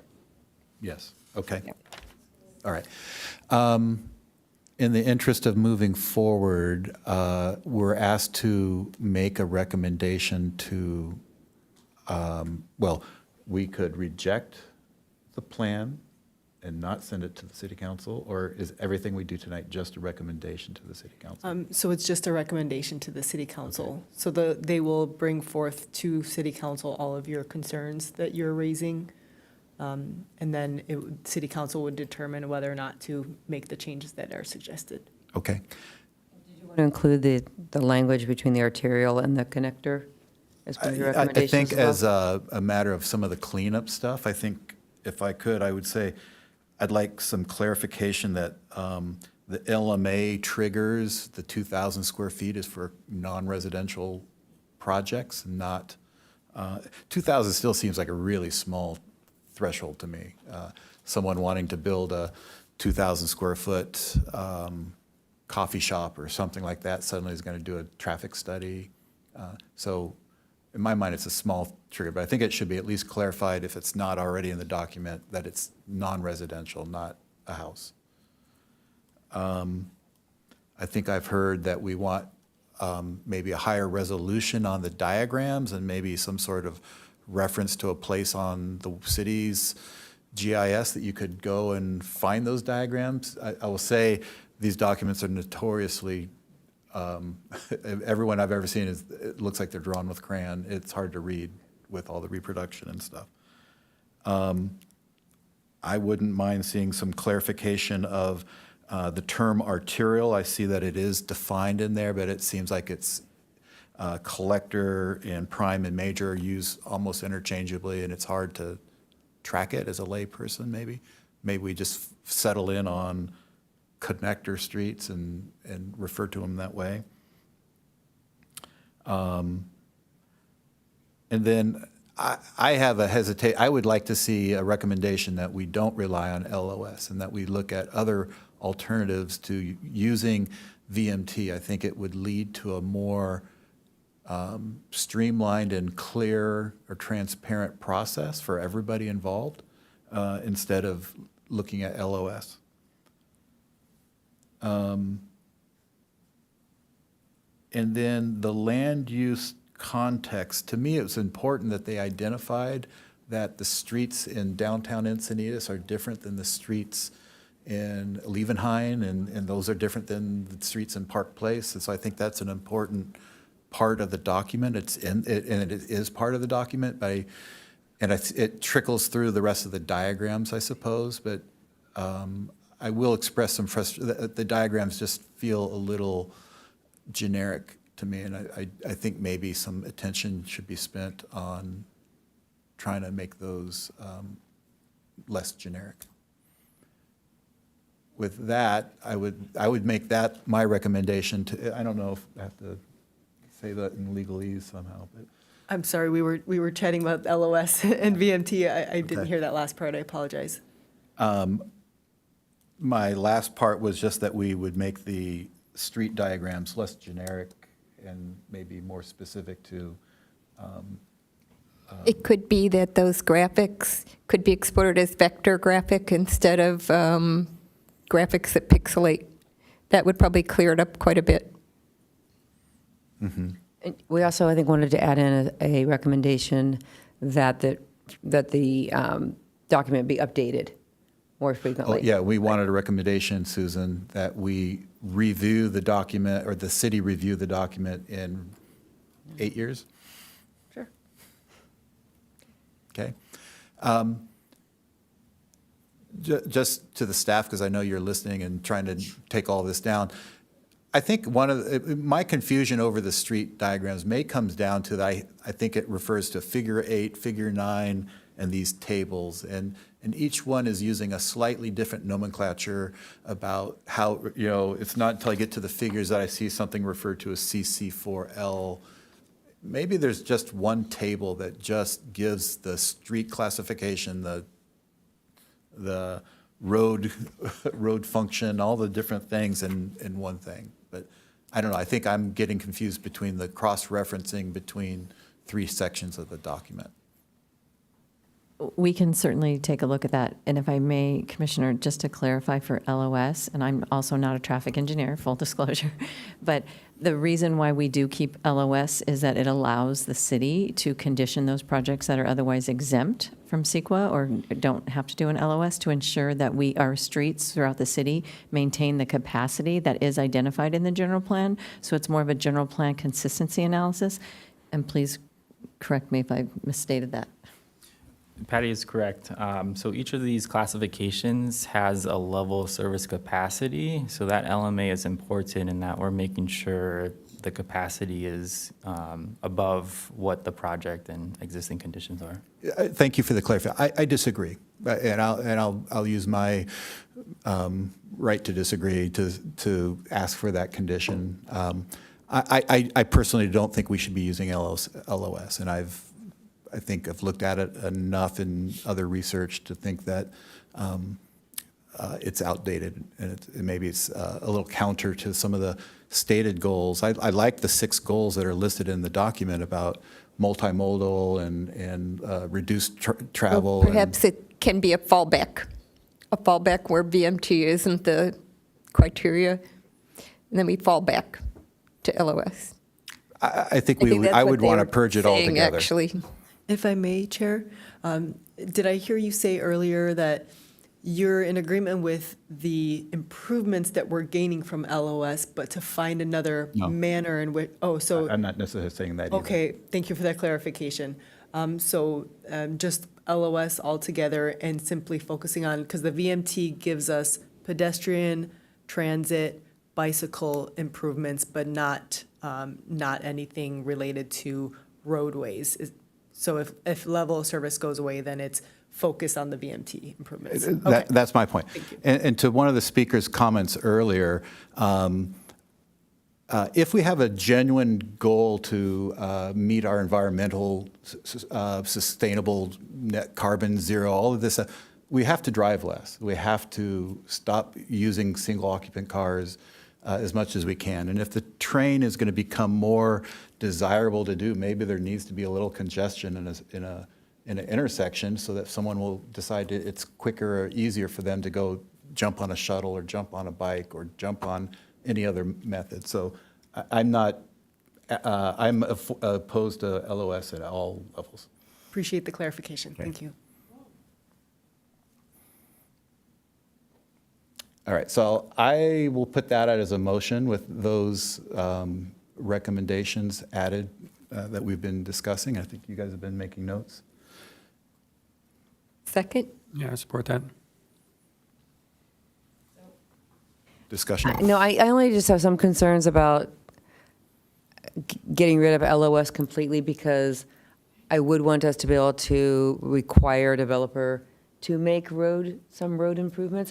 I don't know if there's another way to require them to make road improvements to get rid of LOS, which would include, like, putting in a turn lane to enter in, would that include like putting in a turn lane to enter into the development? It could, yeah. Mhm. Is there another way to require them to put the turn lane in to the development without using LOS? With the elimination of LOS, we couldn't tie it because it's improving delay for that street segment, so that we wouldn't be able to tie it to anything, to condition. Remember that most developers want their project to be accessible and people to come and go, and so they have a self-interest. They do. They have a in business improving that. decision incentive to make it easy for people to get in and out of their development. And a lot of them have been all waiving the LOS requirements anyway. That's Right? true. When we look at just about any of the R30 sites, not many of them are doing off-site improvements. True. Okay. Just to clarify, all the housing element sites are doing off-site improvements to improve level of service. Okay. What kind of offsite improvements are they doing? So Quail Meadows, for example, they're doing some signal modifications. So a green right turn on 2 of the approaches. Moonline Apartments, they're widening the road. So you'll have 3 travel lanes going eastbound. They're also extending the left turn pocket, I believe, for the eastbound approach. Things like that. Okay, thank you. And I'd point out widening the road is exactly opposite of what the rest of this document is saying. We want pedestrians to be able to cross the street quicker or safer and all the rest of that. And here we're just going to keep paving wider and wider roads to increase our level of service. But that's my position. Okay. So there was a motion, there was a second. If we've discussed it enough, I will Yes. call the vote.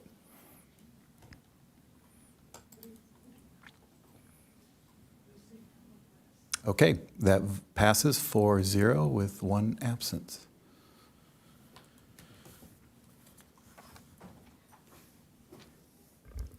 Okay, and thank you to the staff for putting up with all our questions and helping us out. I will move on to item 9, future agenda items added by the planning commissioners. Are there any agenda items to be added by the commission? Seeing none. Susan? Okay. None. Planning commission reports. Yes. I have a small presentation that I think they have over there on, Evan, do you know where IT staff is? And do you mind grabbing them? Okay. they put it on, they gave me back my flash key, so I Okay. think they, All right, here they come. Thank you. here we go. Yes, so Robert Prendergast, obviously absent today, but he and I met, and we also have been emailing back and forth some thoughts and discussions. And so I summarized everything. I made a little slideshow because I thought it would be faster. Basically, we wanted to update everybody on our work plan. Thank you. So next slide, please. And so basically, we started out by looking at, well, what are we talking about in terms of an affordable dwelling unit? And so we started off with the size and the types, right? And what we discovered is the state of California uses International Residential Code. And really, although an ADU minimum size is stipulated as 150 square feet, there isn't any stipulation in Encinitas Municipal Code or State Code, and except that at least one room has to be 70 square feet. You have to have a bathroom. You have to have cooking and refrigeration, appliances. And if you have more than 2 people per dwelling, you have to add another 100 square feet. So it turned out that it's pretty much up to each jurisdiction what we would do if for example, we use city or county public land rather than having a private developer. So we could choose to build all studios or all 3 bedrooms. That would be our choice, but we can choose. Next slide. And I think you went backward. Yeah, there we go. Okay, but with the developer, we talked about, Robert has a lot of knowledge about real estate and financing. And of course, they're always profit-driven. And so the price for developments that are private are based on square footage and number of doors, and of course, location, location, location. To a lesser extent, amenities add to the profit. So if they have something like a pool, hot tub, pet park, balconies, patios, so on, parking would be another one. But the result for private development is they pack in every square foot they can and as many doors as possible on the parcel that they're working with. And state density bonus law recognizes this and incentivizes private development for additional profit to be reaped. Next slide. So for public sites, the game changes. Using public land removes the high cost of the land, which is the most substantial cost sometimes for a project. It's very expensive in coastal areas like Encinitas. So I think in our city, it's particularly applicable.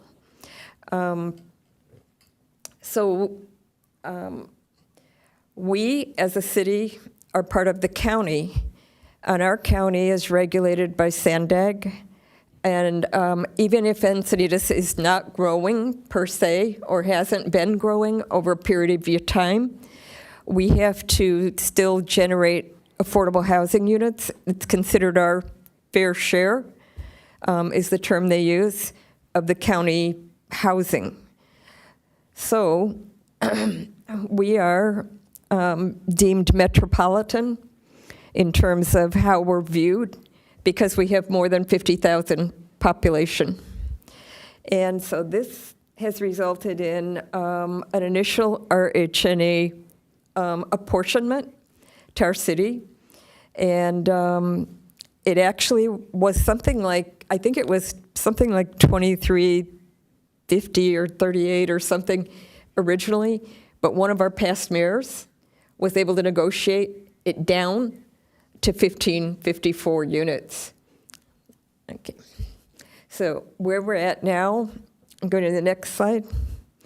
We do have a certified housing element, and we don't want to become uncertified because it has a lot of negative consequences that are very expensive for us. We could lose access to state grant funding, which we probably want if we're going to do public property development. We could be subject to lawsuits from developers and housing advocates like the Building Industry Association. We could have fines from the state, and they are not inconsequential. They are $10,000 to $600,000 per month. Losing local control would be another adverse effect because depending on how much we're out of compliance, there's a process called builder's remedy, where essentially they don't have to look at our general plan at all. Next slide.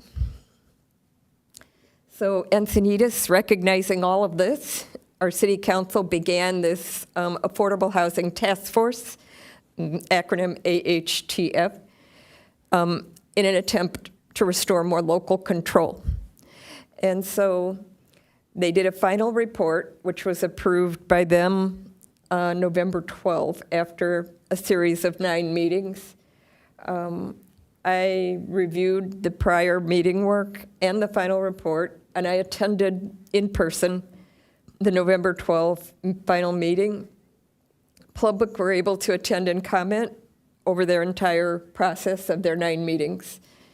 And the final report was presented just yesterday, November 20th, to City Council in a special meeting at 4 p.m. So I attended that as well. And I spoke to let them know that it's part of our work plan to look at affordable housing, and that we're working on that. And your next slide. So here's an example of one of the sites they studied. On our city website, we have information, including the final report, with all 26 sites that they initially looked at, and then how they filtered through those, and they sort of threw out some that weren't going to work, and so on. So this one is where we are today at City Hall. It's very close by, and it is NCTD property at the transit center across Vulcan from where the City Hall is. But it could also use portion of the City Hall property itself. However, how much of it would depend on what the city might put out as an RFP, or request for proposals. One of the thoughts that I floated by with Commissioner Prendergast was that we could actually even create a lid over Vulcan on this one block, just this block, and perhaps have green connecting space above and underneath parking and layers of dwellings. Next slide. This example is another one from their list. It didn't make their top 4, which were their highest 4 that they selected, but it was the 5th selection. And this is, if you know where El Camino Real and Villa Molina are, this is up by the sheriff's station, and it's just before Solana Center, which is actually within this site. This is a county burn site. It has not been active since, I believe, 1954. And the vehicles you see parked on it are on a clay cap, and then on top of that, they have some asphalt, it looks like. Maybe some concrete some places up there. I'm not totally sure what everything is. But it's basically rented, leased to these, like the Ford dealer or whoever that is using it. Whereas the Solana Center is a county property, basically. These kinds of sites, since they're county owned, we wouldn't need a Prop A vote to put housing on. It's pretty much the only site like that on the whole list. There's only one other landfill site within Encinitas, and it is over by the Manchester Preserve, and it's really only suitable for wildlife trails and things like that. But this one, they inspect it routinely. Cal Recycle is the lead environmental authority that makes decisions on uses for this site. And so we would have to work with them and the county if this were to be a selected affordable housing site. I looked at the area that appears to have development on it already, except I excluded Solana Center from my look at it, and it was about 130,000 square feet, probably enough for about 100 units if it's a single level. But if it's multiple levels, maybe more. However, development on this site, if it's on the clay cap, has to be lightweight using strip footings. If you dig into below the clay cap, what you have there is potentially as much as 20 to 30 feet of ash with heavy metal debris. We're talking like lead, nasty stuff. So you don't want to get it airborne by digging down underneath the clay cap, because that dust, there's residential development to the north and also to the east, which is more dangerous because our prevailing breezes would go in that direction. So anyway, the county has been evaluating reuse of this site. And so maybe our timing could work with them, who knows? But this is just another example. I'm not advocating anything yet. I just wanted to show you some things. But if you look at the website from the Affordable Housing Task Force, they do have the entire final report, so you can see it in detail. Next slide. So what they did, they were selection focused, starting with 26 sites, narrowing them down to those of potentially the best value for use as developed affordable housing on city-owned or county-owned land. They used two methods to help them figure this out. They used a rubric as a score sheet with different criteria as to, walkability, nearness to transit, timeline, how long would it take, and they also did a SWOT analysis, which is basically strengths, weakness, opportunities kind of thing. So different kinds of criteria. And so I really have to applaud their work for thoroughness. I mean, they did a great job of laying this out so that we can take a deep look.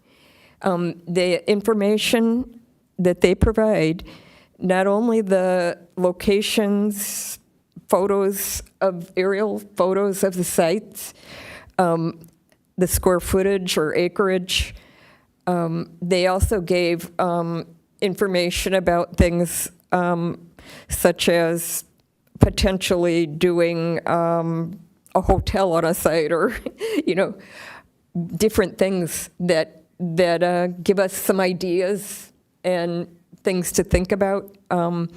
So I will be presenting more about it in the future as to, after Robert and I look at it, Commissioner Prendergast and I look at it more deep. Next slide. So the things we thought were maybe follow-up that we can help with would be the financing structures and cleanup expertise.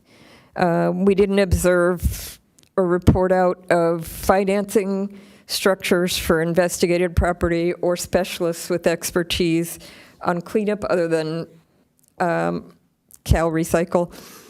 But these should be first steps, really. We can't build something if we don't have funding. We can't build it if it's too toxic. So we need to have these as first things that we look at. Because if we don't know this, if the cost of the construction would exceed the rent, then we have a financial gap, which means that even on private land, we need to find funds from even on public land, we need to find private money perhaps. So next slide. So our next steps is to review various requests for proposals issued by neighboring city projects, such as NCTD projects on the Poinsettia Station or Oceanside's pending development. We need, you can see, if you want to look at them yourself, there's a link that you can go to for more projects and details from NCTD's website. They use a lot of information and description. We also wanted to look at examples of public-private partners, because we already know from looking at this NCTD website that they are using some private developers with those projects. And public funding, but also private. Because of NCTD, the Federal Transportation and Agent and the Infrastructure Act money can possibly be available. We don't know. We haven't investigated it deeply enough, and we have missed some deadlines by dragging our heels on this, by the way. We have missed some pretty big deadlines for big money. I'm not too pleased, but here we are. We can also explore coastal community examples in general to see, well, what are other coastal areas doing up and down our state? I think that might be my last slide. I'm not sure. Is there another one? Yeah, I think that's it. Yep. Thank you, Susan. Yeah, thank you. So I want the commission to be aware. So this is a report from a subcommittee, and it's not on the agenda to have discussion on this. So you've heard a report. If we want to have a future agenda item to discuss any of these items, we could put that on a future agenda. But I think I'll just leave it there. Okay. I think I'd like to have some discussion and some input to what Susan showed us tonight. So could we put on a future agenda item an opportunity for the commission to respond to? I mean, so you can talk about things not on the agenda if it's brief, whatever brief means. So the general consensus within the city attorney community is roughly 2 minutes. So if it's going to be less than 2 minutes, okay. But if it's more than that, I would discourage that. Yeah, I think we could. I'd like to go longer than 2 minutes. So We can have that on a future agenda. Can I ask one question of Susan? That will be less than 2 minutes. go. Susan, what were the 4 sites that they recommended? You know them off the top of your head? Oh, the top 4 sites. Yeah. The Public Works site, which is, behind, like kind of behind In-N-Out Burger. Yes. This site, Okay. the NCTD parking lot. The NCTD site is actually pretty large. It's narrow, but so long. And so then the City Hall site with NCTD. And I think that's all 4 of the top 4. Burn site was number 5. And I didn't look past that on the rubric to see what the order, but it is all on the website. And they show the reasons, like because their rubric and their SWOT analysis, they scored it. So they have these numbers. And in addition to that, they had, I think, 11 community members on the Affordable Housing Task Force. And they showed their individual sheets, how they scored individually. So if I want to see, how Allison scored it, I could do that. It was interesting. And it's very detailed information. It took me a long time to look through it. Mm-hmm. Thank you, Susan. We're going to have a future agenda item where we can discuss what you showed us tonight. But because it wasn't on the agenda originally, we can't discuss it for much time tonight. Okay. Moving on to secretary reports. Thank you, yes. Just 2 things to report out. One is that the Quell Meadows Apartments project was 2 appeals were heard yesterday evening at City Council, and there was a staff presentation, applicant presentation, and both appellants were able to present. They then took a break and came back and made a motion to continue to February 12th. And what the mayor requested was that both bring forward their responses to the CEQA exemption for the project. And they did vote to go ahead and continue it to February 12th. They kept the public hearing open as well, so they did not hear any public comment. The other item is the La Costa 48 project that you all heard was appealed by the same appellant here, the Bataquitos Lagoon. They appealed it at Coastal Commission as well. Okay, thank you, Anna. With that, I am going to adjourn this meeting until the next regular commission hearing on December 5th.